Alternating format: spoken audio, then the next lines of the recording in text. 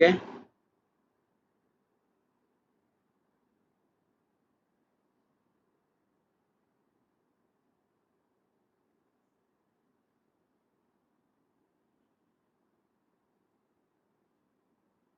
So stator,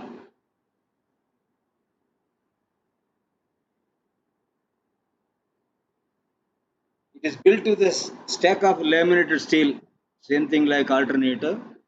The inner periphery of the stator consists of slots to accommodate armature windings, and windings are star connected. All everything is literally available in the Sullivan and book.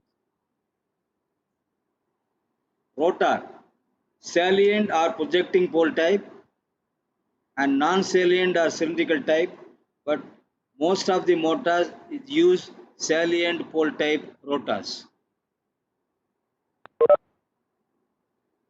So everything is available in the book. Only thing you understand the concept.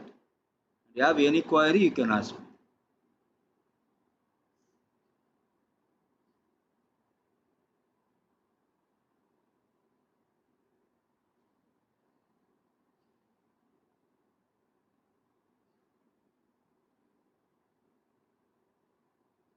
So reason for not self-starting.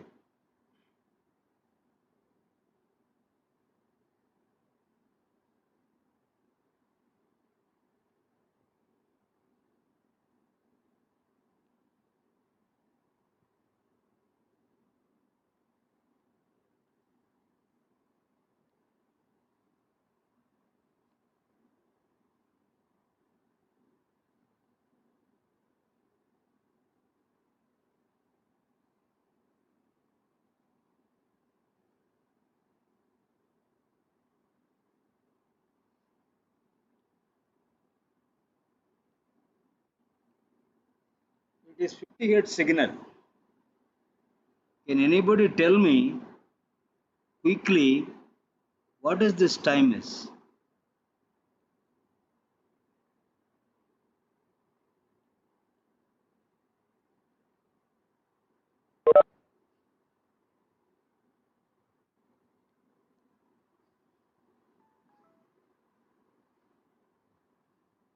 Can anybody tell me what is the time? Frequency is 50 hertz, and what is the time?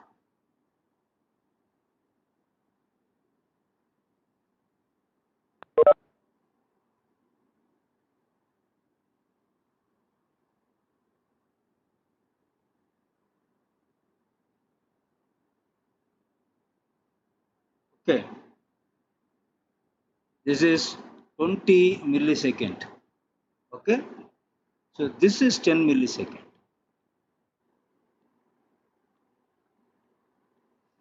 So every 10 millisecond, the pole of the stator will change.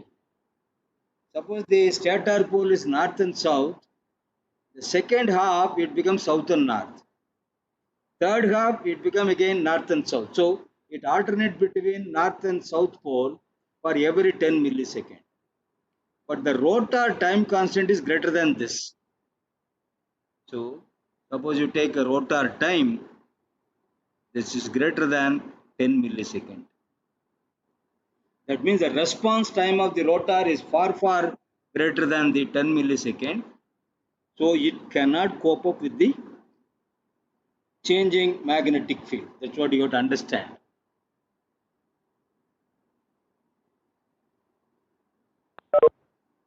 So the speed of change of alternating poles is faster than the time constant of the rotor due to high inertia of the rotor. This you take it down. It is not there in the book. I mean exactly what it is. During the positive half cycle, the poles are created in the stator. So it's a positive half cycle. So now the upper pole is north, the down pole is south. Now north pole and north pole repel each other. It's always rotate in the anti-clockwise direction, repulse in the anti-clockwise. So force is along the anti-clockwise. Before this rotor start rotating in the anti-clockwise direction, the fast transition, the 10 millisecond of the stator flux, the pole changes other way around. This goes to south and this goes to north, like this. So now the south pole will attract the north pole, and again in another third half cycle, it become north and north. It repulse. So this will happen oscillating in the same position. So it will not be able to move. That is why synchronous motor is called non-self-starting or not self-starting.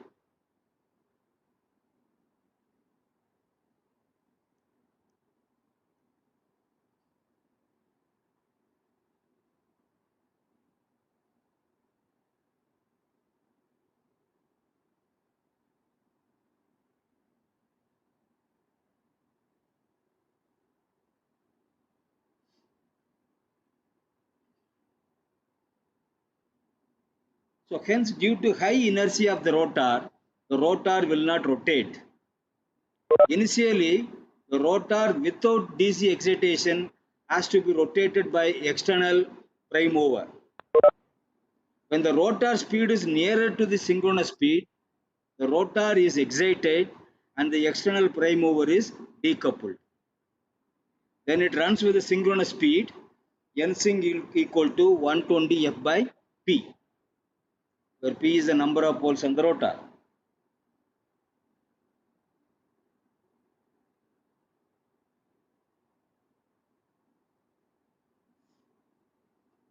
Anyway, the synchronous machine, both the stator pole and rotor pole are same. So what is the starting method? First we have to start the rotor, then from the external source drive the shaft. When the rotor is nearer to the synchronous speed, decouple the prime mover and supply the DC excitation, or give the DC excitation and remove the prime mover. It can be done very quickly.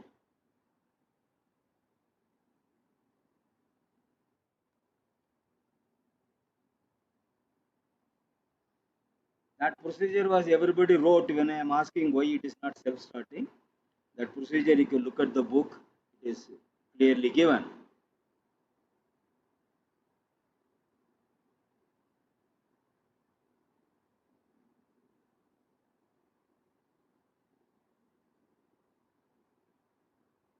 Okay. Now the starting of synchronous motor, we have a book, you can look at it. Page number 286 to 288. There are 4 methods given using pony motors. That means you have a 2 ends of the motor. One is the driving side, another one is the non-driving side. So in the non-driving side, you have a motor. So the pony motor is an induction motor. So now remove the DC supply from the field, short circuit it, run the pony motor, make the rotor to run. When it is the speed of the rotor is coming to the synchronous speed, give the DC excitation to the rotor and decouple the motor. This is called pony motor, using pony motor.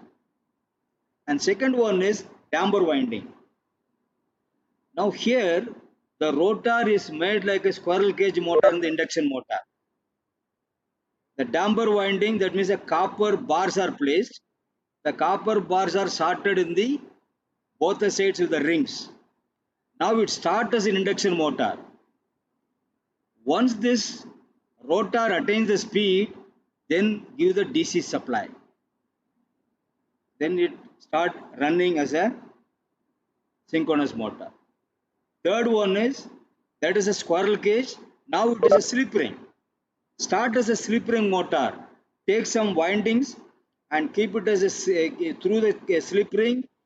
Use a rheostat, connect the rheostat, supply some currents through it.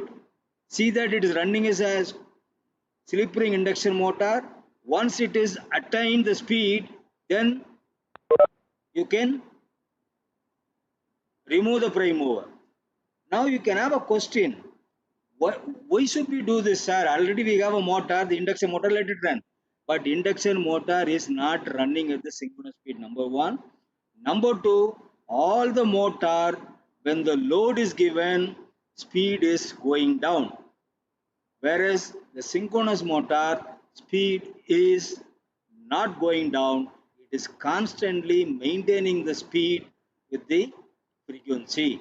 That is very, very important. Got it? Other motors, when it loaded, the speed will go down. Whereas here, instantly it go down, but finally it matches the speed. The synchronous motor run at a constant speed in synchronization with the frequency of the supply. That is why we prefer synchronous motor. Somehow we started and leave it. Fourth one is using a DC machine coupled to it. Here the advantage is that the DC machine first runs as a DC motor. Once the rotor attains the synchronous speed, this will work as a DC generator. The voltage from this can be fed into the DC circuit of the rotor. That means energize the magnet. That is important. So 4 methods are given here and you can read the book.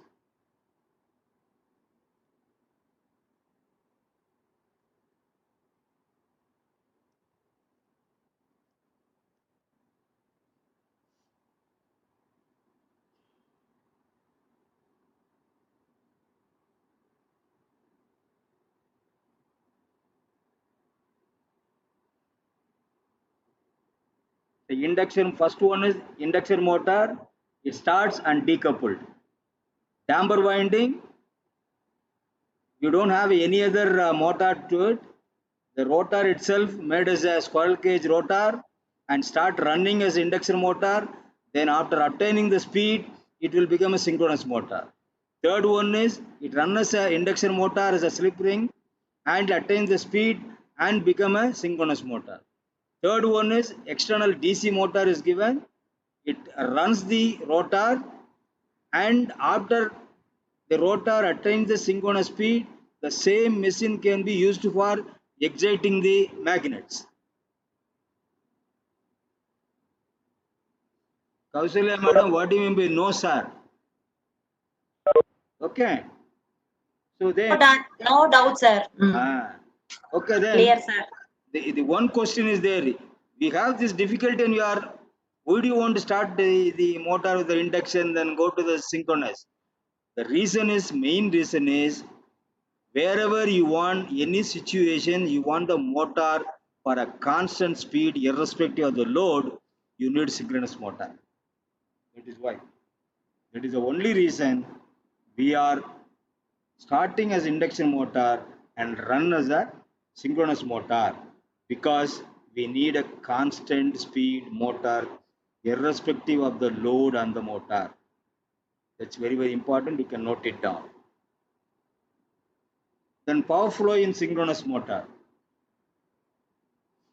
Input root 3 VL IL cos pi, and we said already in general it is going to be a star connected.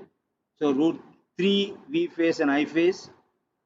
If it is a star connected, the V phase will be equal to VL by root 3. So then root 3 VL IL cos phi.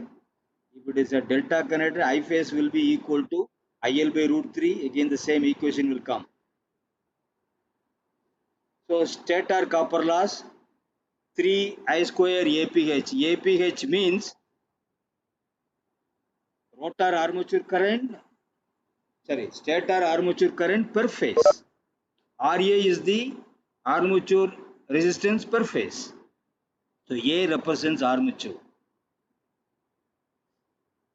Then IAPH is the current per phase. Gross mechanical power developed, PM equal to PIN minus stator copper loss. Then the gross mechanical torque is equal to PM by omega S, that is equal to Pn into 60 divided by 2 pi n sync. If you take page number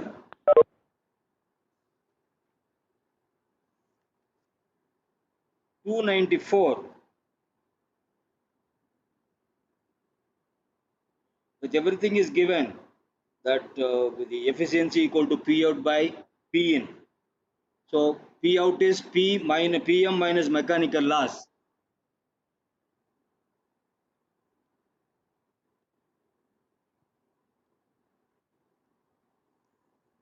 Then P out by P in is your efficiency.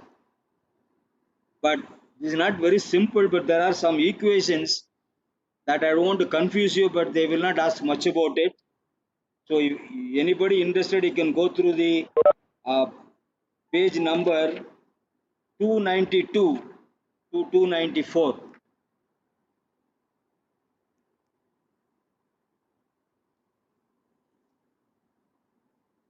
Go through that, and if you want, you can understand that. And also in page number 295, I forgot to include this slide. There is a one comparison between synchronous motor and induction motor. That is very, very important. Comparison of synchronous motor with induction motor. That is synchronous motor versus induction motor. So this you read from page number 295.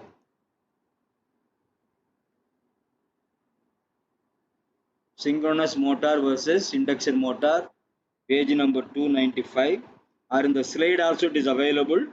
Not this slide, the slide whatever PPT whatever I sent to you, that contains this. Shall we move?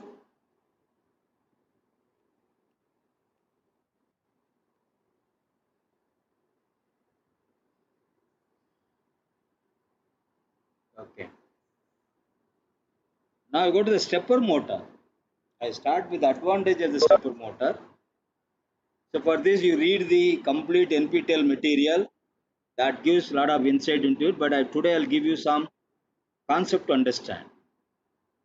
Compatible with the digital system. Stepper motor is works on the digital pulses, so it is compatible with the digital system. No sensor is required to sense the speed and position. Why you are studying is the BLDC, what we are going to do, that needs sensor. That's why we write it here. Motors are available in large power ratings at reduced cost. This is again given in the book, available in the book. Motors are available with torque range of 0.5 millinewton to 100 newton meter, used to upgrade mechanical systems for a greater precision and production rate. The production rate means manufacturing large numbers of products out. That's called production rate.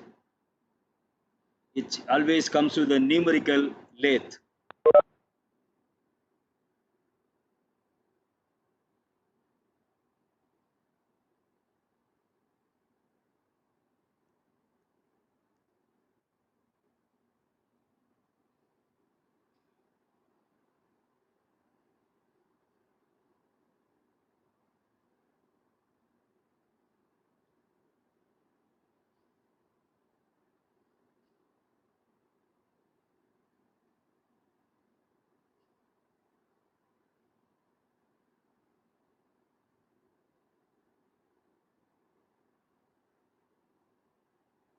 Applications: computer peripherals like printers, disk drives, XY plotters, scientific instruments, and machine tools.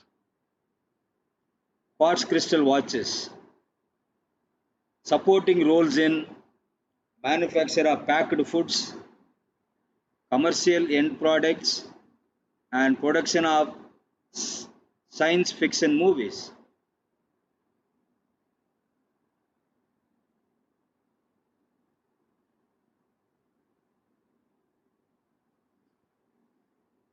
Again available in the book.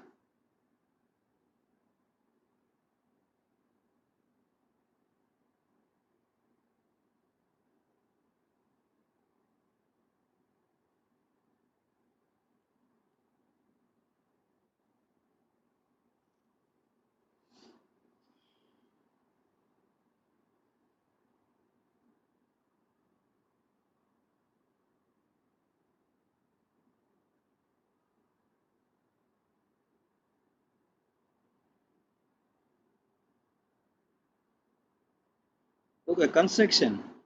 Stepper motors are normally of two types. One is permanent magnet and another one is variable reluctance.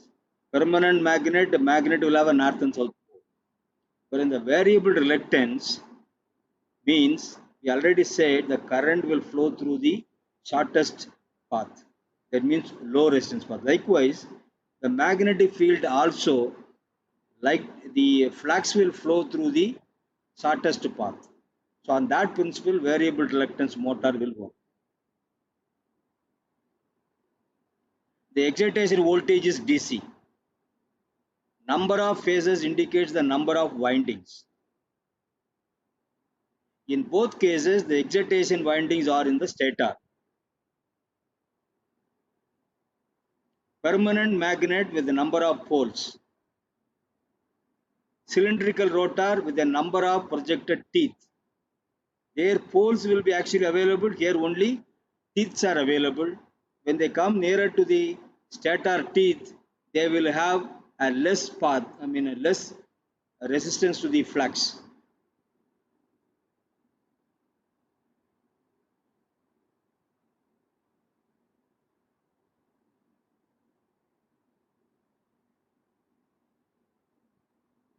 This you can note it down.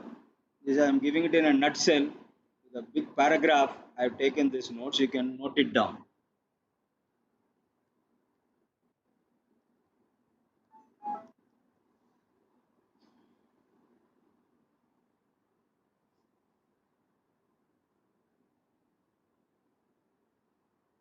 Excitation voltage is always DC and the stator is only excited.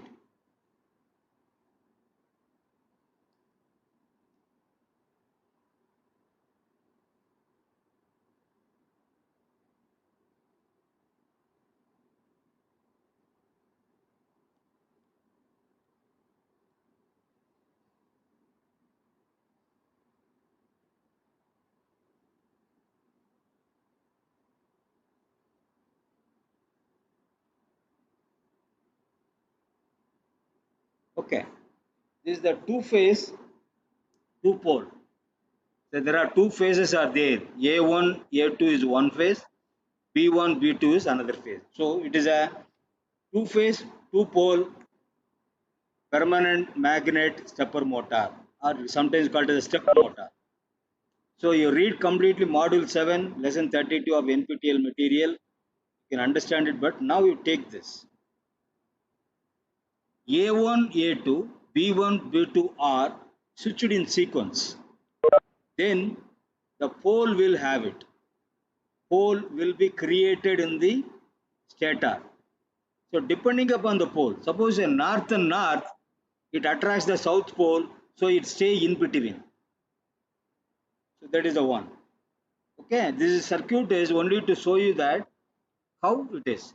If it is north and north, see that north here and north here. This is south is in between 45 degrees.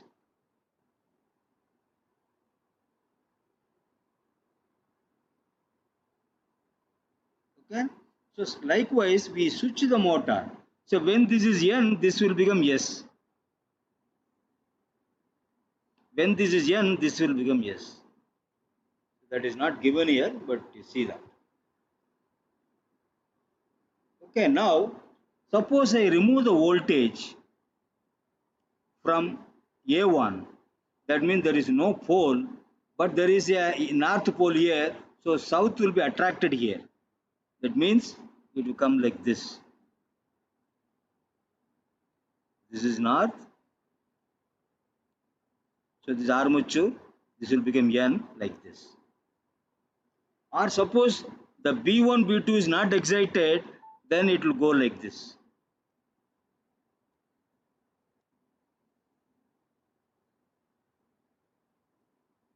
Clear?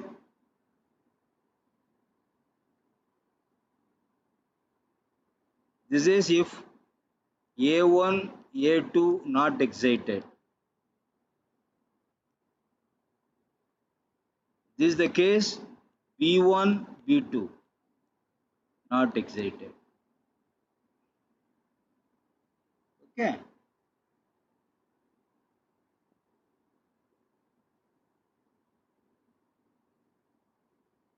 Now because this is switching.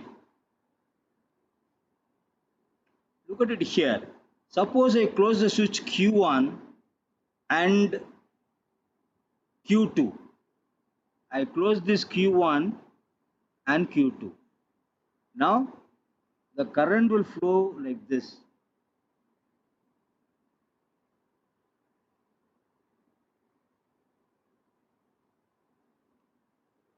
So A1 and A2 are excited, the current is flowing in this direction.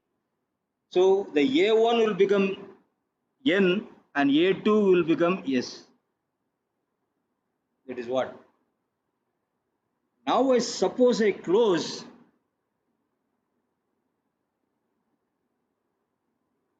switch Q1 and Q3 and Q4. Suppose I close this Q3 and Q4.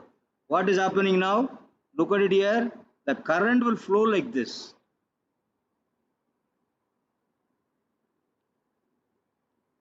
It is flowing in the other direction. So this will become south, this will become north. A1 will become south and A2 will become north. And the same thing here. Suppose I close Q7 and Q8. Q7 and Q8, I am close it. So the current will flow like this. That means this will become north, this will become south. So here you need to have switches such a way that the currents are diverted from positive to negative direction. And one more is called unipolar motor, where you'll have two windings. There is no switches, you have two windings, A11, A21 and A12, A22. That one winding current goes in a positive direction, in another winding current goes in the negative direction. Two sets of windings will be there. That we call it as unipolar. Only one voltage is used or no switches are used. Only that winding will be switched between. That's called unipolar. So now you take it here.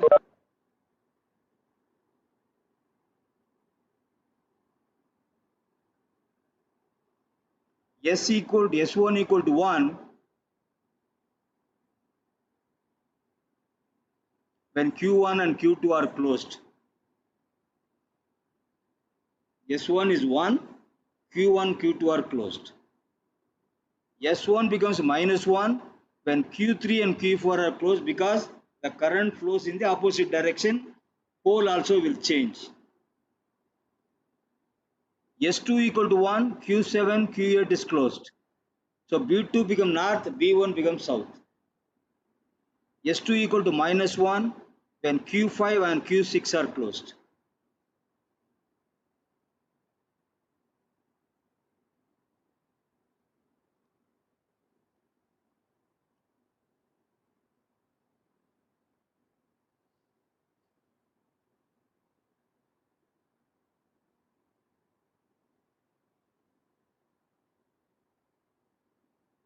Only the direction of the current will be changing.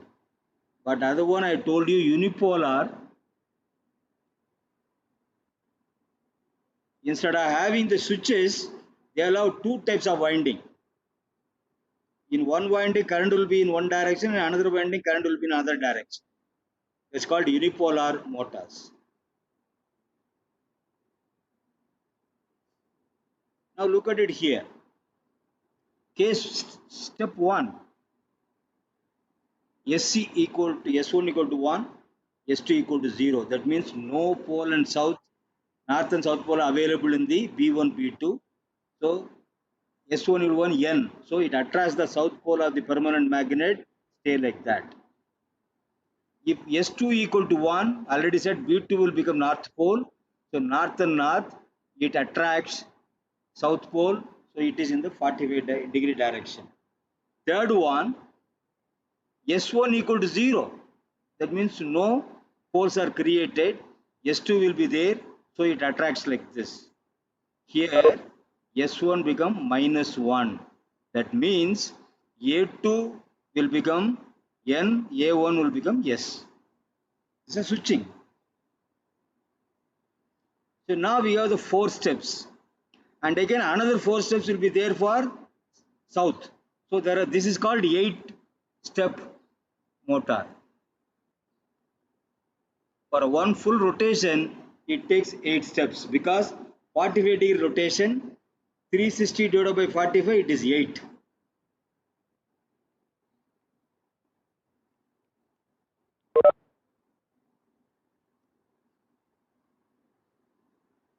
Clear?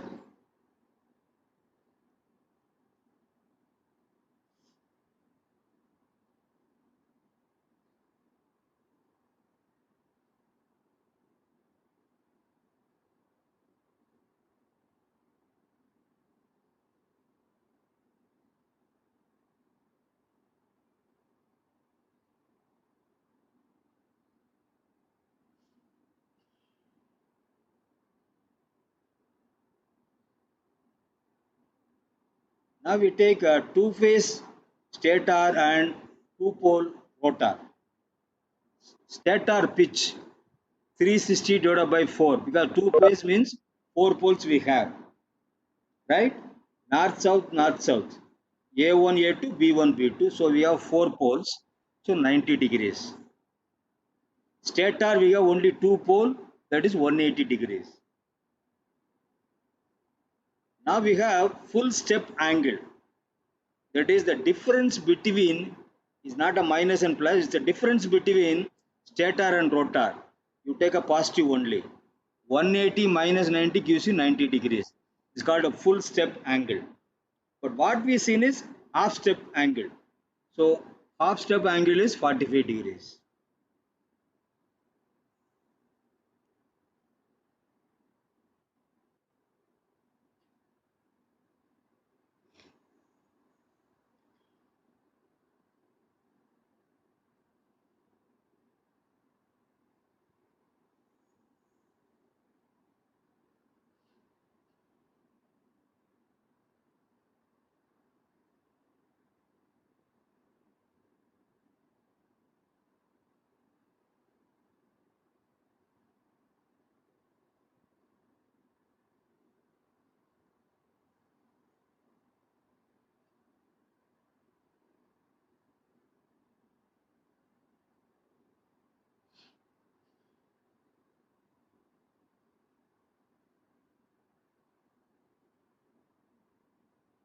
Okay, for this you calculate the theta S and theta R quickly. Somebody can give me that. It means two phase and 6 pole is given. Two phase and 6 pole permanent magnet stepper motor. You calculate theta S and you calculate theta R.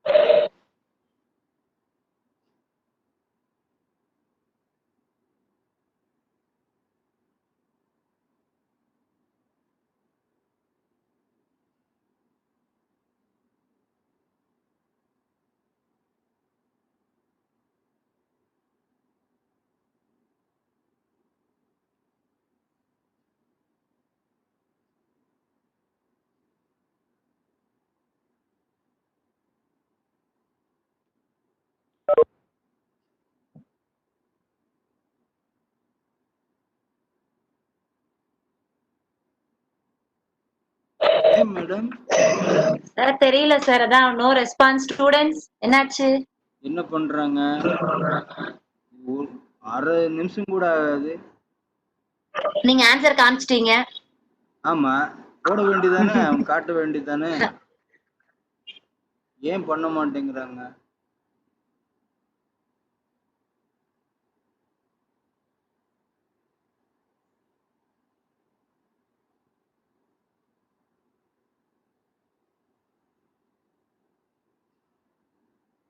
Okay, very good. So theta is equal to 90. அப்போ நீங்க தான் கொடுத்துருக்கீங்க, students யாரும் கொடுக்கல. Okay. So number of poles is 490, poles is 6 here, 60.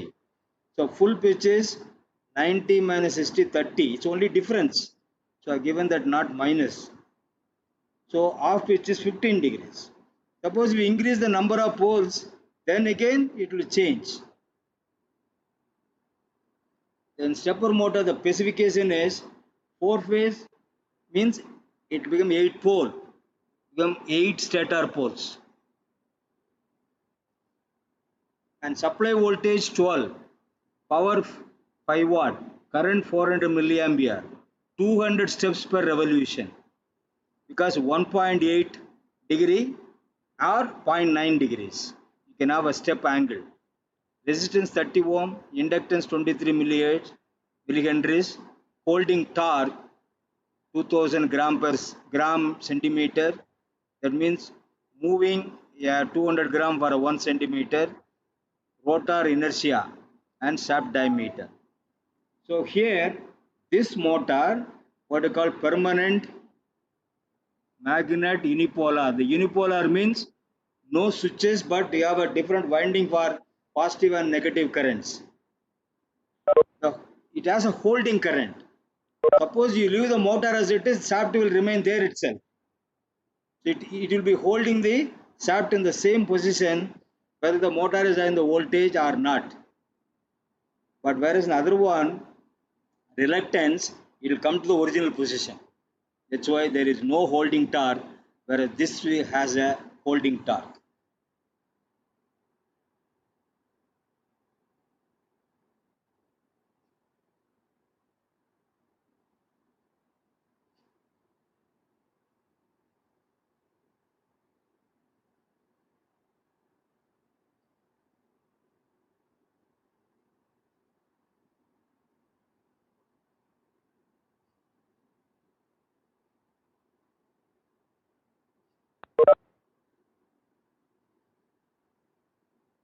So reluctance type stepper motor,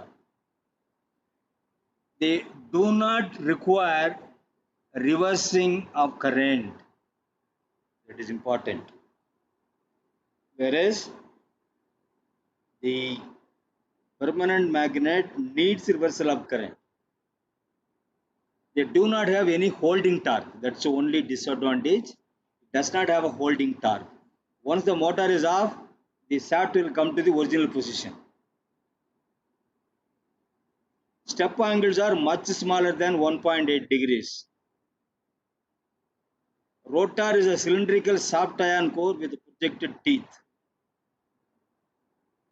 When particular stator coil is energized, the rotor aligns itself such that one pair of teeth is along the energized stator coil at the minimum reluctance path.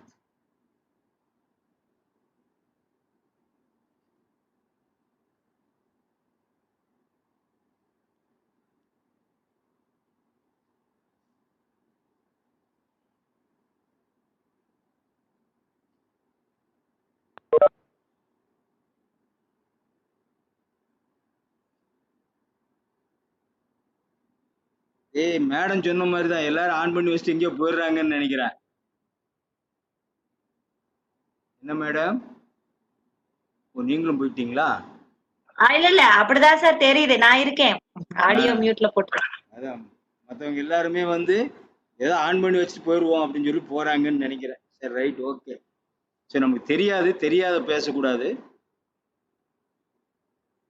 அதுவும் தப்பு. But என்ன, அப்படின்னா அந்த மாதிரி யூடியூப்லாம் போட்டு காட்டுறதுனால சந்தேகம் வருது வேற ஒன்றும். Okay. Okay, now this is called a variable reluctance. Suppose you have a switching sequence. Suppose you say one is switched. So this I take it as a reference and I tell you how this is moving. So this is the reference.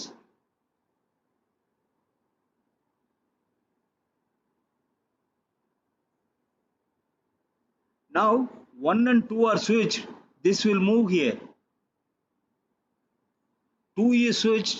This will move here. Then 2 and 3 is switched. This will move here like that. So when 2 is switched, it comes here. 2 and 3 comes here like that. It moves. So that's what sequence 1 and 1 and 2 are switched. Then 2, then 2 and 3 are switched. Then 3, then 3 and 1 are switched. Then 1. Likewise, the sequence will go. So it will start rotating in the clockwise direction.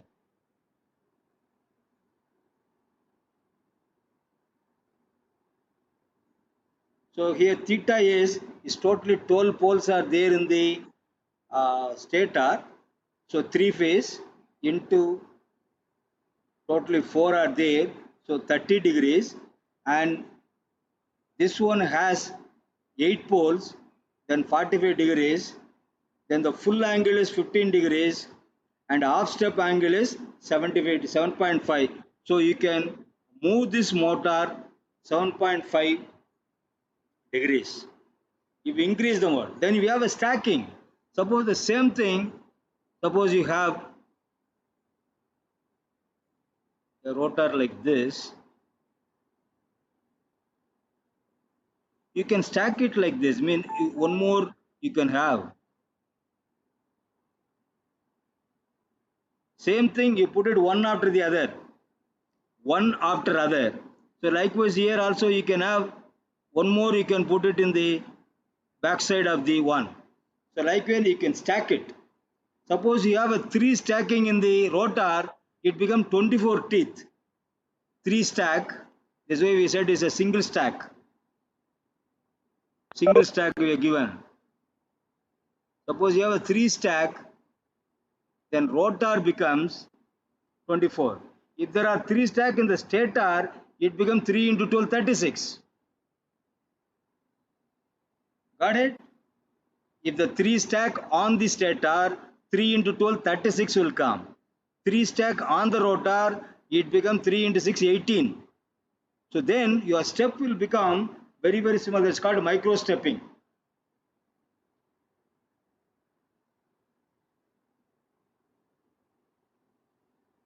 So stacking means placing it one after the other with a slight angle change or slight angle offset.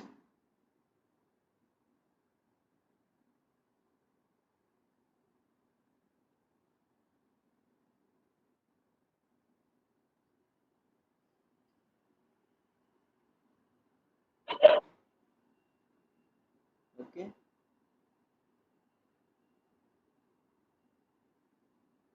So for the reluctance motor, the step angle alpha is going to be 360 degree n into Tn, where n is the number of stack.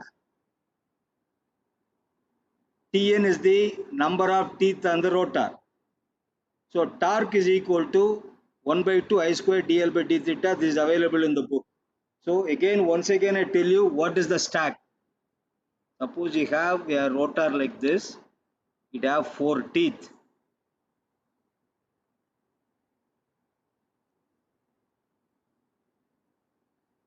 I take the same type of rotor and place it before or after with a slight angle offset.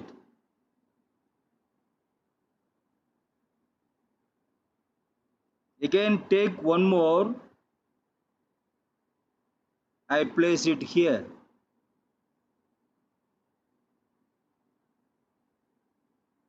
Likewise, you can alternatively you can put it.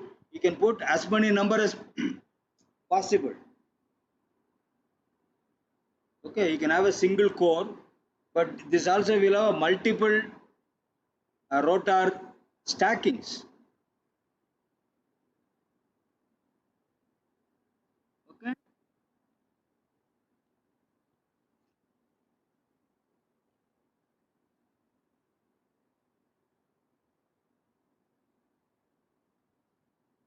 So three-phase single stack stepper motor. Already told you, if you want, you can keep the stacks as many as possible. That comes in the hybrid stepper motor. See that these are all the stackings.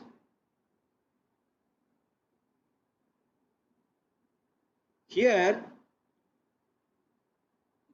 one stack will have a north pole, another will have a south pole. Likewise, so that you'll have a more rotations. This is a rotor.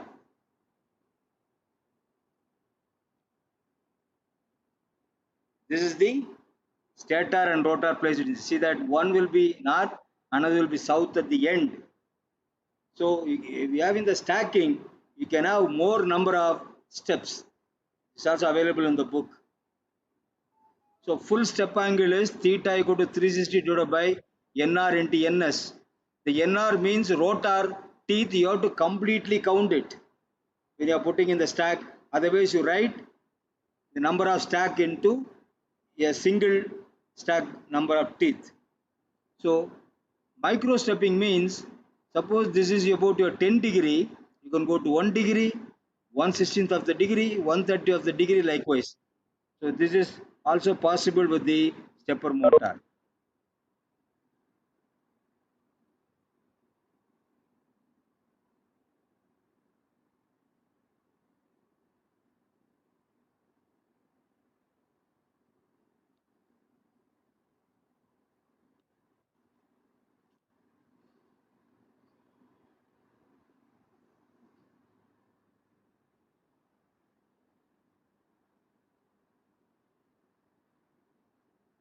So it provides a finer resolution. So now we go to the brushless DC motor. So in the DC motor, you have brush and commutator. This is the reverse of it. We do not have any commutator and brush, but we have electronically activated commutator. BLDC motor is equivalent to a reversed DC commutator motor. In commutator motor, magnet remains stationary and conductor rotates. Here, magnet rotates and conductor remains stationary. BLDC motor incorporates either internal or external position sensor to sense the rotor position. Unless otherwise you know where the rotor is, you cannot rotate it. So by knowing the position, the stator will be excited with the voltage. Brushes are absent. The commutation is done electronically. Is again available in the book.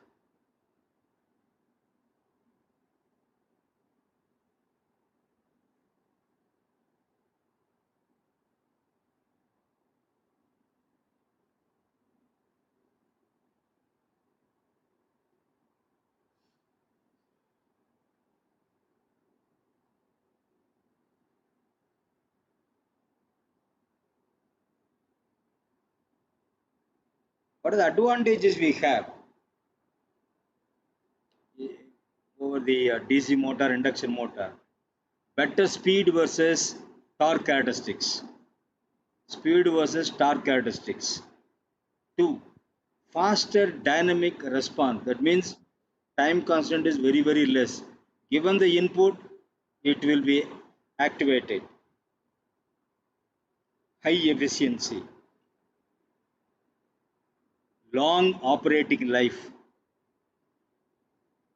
Noiseless operation. No noise will be there. You would have seen that when motors are running at home or elsewhere, sound will be there.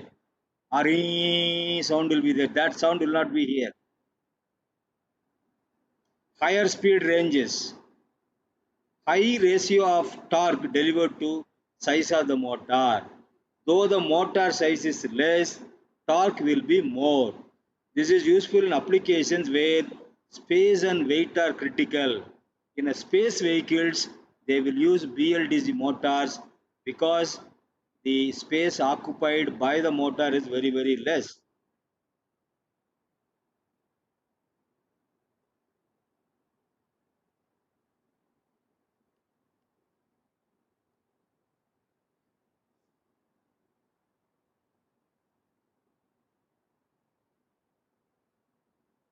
Disadvantage, it requires complex drive circuitry for its operation. Needs additional Hall sensors to sense the position of the rotor. Control of BLDC motor requires expensive electronic controllers. Drive circuitry is different, controlling is different.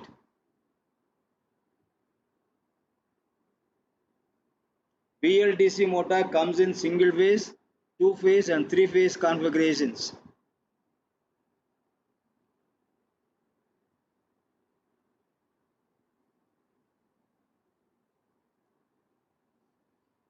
Okay. Three phase motors are the most popularly and widely used and will be discussed here. The main parts of BLDC motors are 1. Stator and stator windings. 2. Permanent magnet rotor. 3. Hall effect sensor. 4. Switching circuits and control circuits.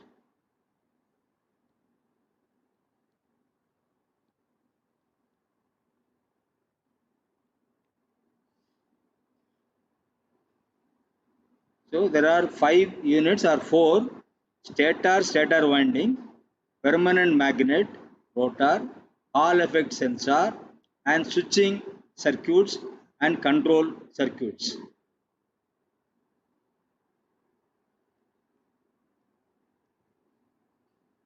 Anyway, you read the complete material, the NPTEL.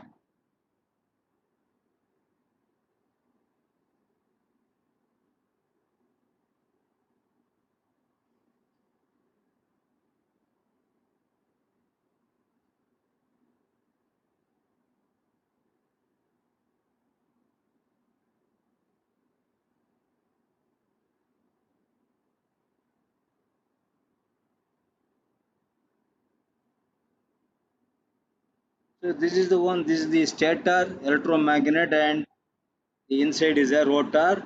There are Hall effect sensors, is a permanent magnet rotor available in the book. Okay, outside stator, inside rotor. It comes as a two configurations also. The rotor also may be outside and stator will be inside. That is given in the book. That also you can see that. Okay, stator inside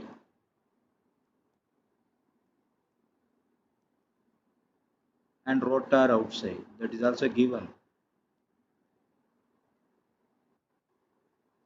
in the book. That also you can see that.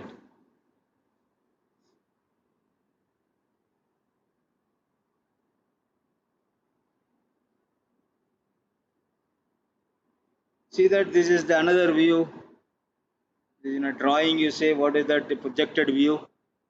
Shaft is stator winding, and you have that this is the permanent magnet rotor. These are all the Hall sensors. 3 Hall sensors are used in general. So RYB is connected, BB dash, R dash, Y dash. 3-phase connection, and rotor is rotating. It's a schematic diagram. Again available in the book.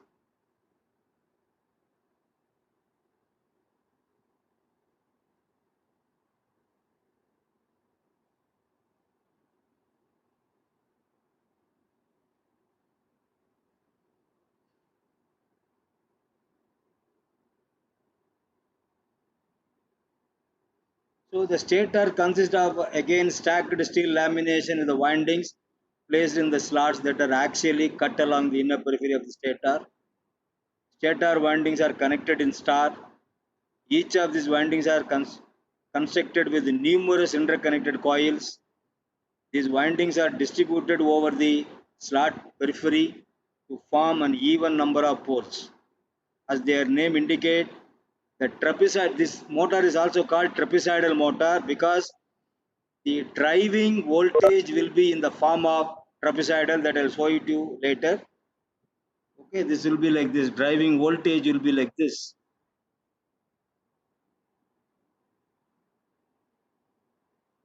It's what's called trapezoidal motor. So back EMF is also in the form of trapezoidal back EMF.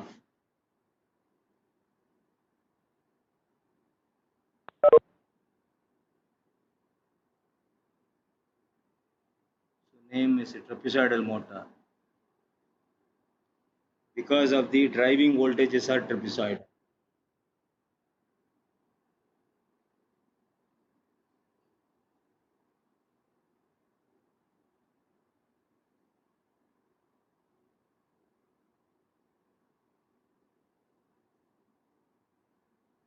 So voltage supplied by switching circuits are in the trapezoidal form.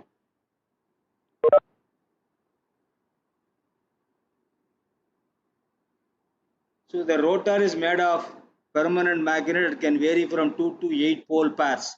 That means 2 means 4 pole, 8 means 16 pole, north and south poles. Ferrite magnet were traditionally used to make permanent magnets, but it has a low flux density. Because of that, we will use rare earth materials and alloys of rare earth materials. Hence, in new design, rare earth alloy magnets are universal. Alloy materials have high magnetic density per volume and enables using a smaller size rotor and stator for same torque, available in the book. So neodymium, samarium cobalt, and the alloy of neodymium, ferrite, and boron are some examples of rare earth alloys.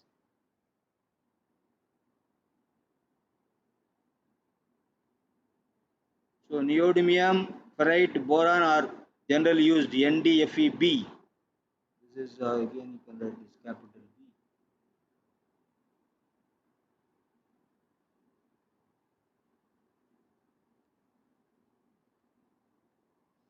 So rare earth magnets are used only because they have high density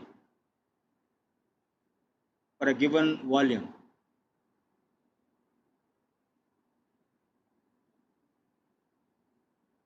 So this is available in the handout. That's the module 7, lesson 35. There are 3 type of rotor. One is magnets will be on the periphery.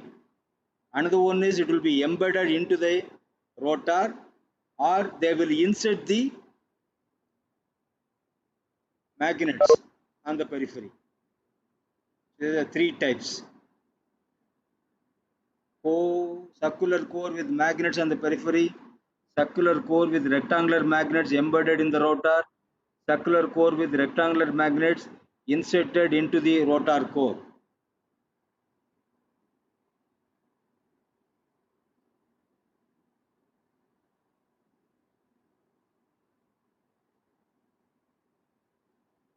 To rotate rotor, the stator winding should be energized in a sequence. Hence, knowing the position of the rotor is important. That will be identified by the Hall effect sensors. So, position of the rotor is calculated or computed by the Hall effect sensor. There are 3 sets of sensors are available. 3 Hall sensors are embedded into the stator on the non-driving end of the motor. Whenever the rotor magnetic poles pass near the sensors, they develop high or low signal indicating the N or south pole is passing near the sensor. You can have a circuitry. If the voltage is going high, you can say north pole. Voltage is going low, you can say south pole. Depending upon your logic, positive logic or negative logic, you can decide upon it. Either you can have high signal as a north or high signal as a south, low signal as a north or low signal as a south. But you have to decide upon what type of logic you are going to use. So that will be decided by the Hall sensor. Depending upon that, now they know where the North Pole and where the South Pole are.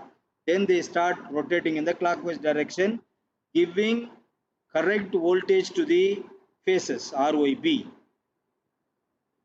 Based on the combination of the Hall sensor, the exact sequence of the commutation can be done.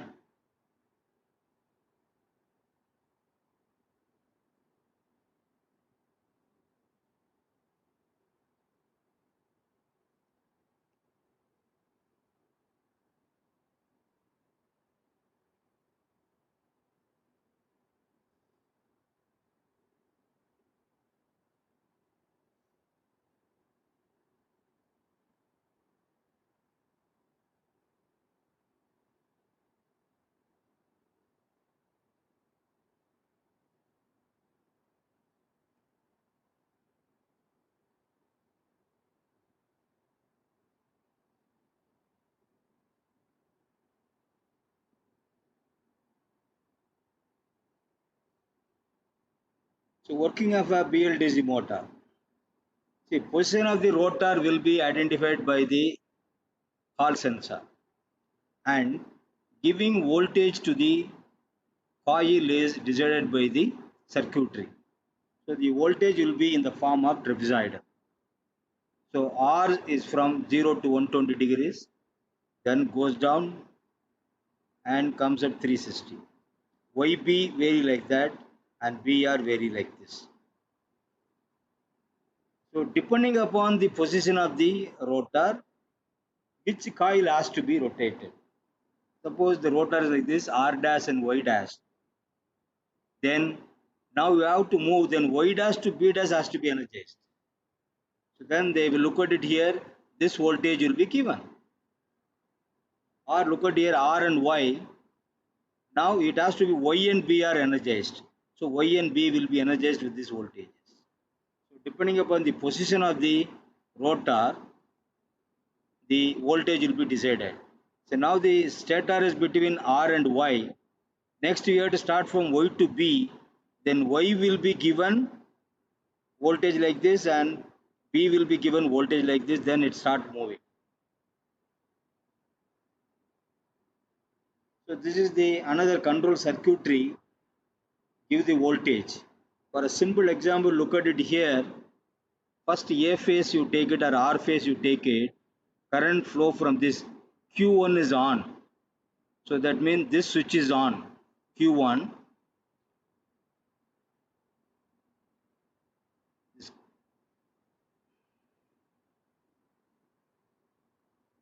Q1 switch is on.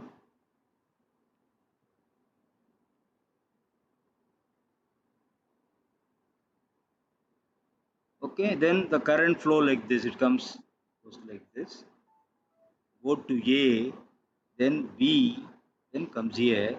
That means Q6 is on. Goes to ground. So here Q1 and Q6 on. Likewise, you can decide upon the which phase has to be excited, that you can do that. So this is again available in the handout. Please read the handout. I think we'll come to the end of the one. So applications are computer hard disk, electric vehicles, hybrid vehicles, electric bicycles, industrial robo, domestic appliances, washing machines, fans, dryers, compressors, pumps and blowers. Again available in the book.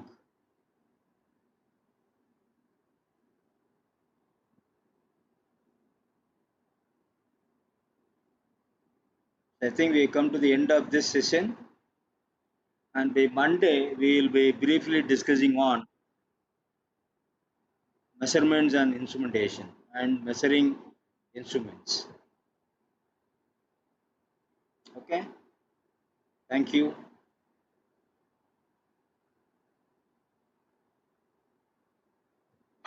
Thank you sir.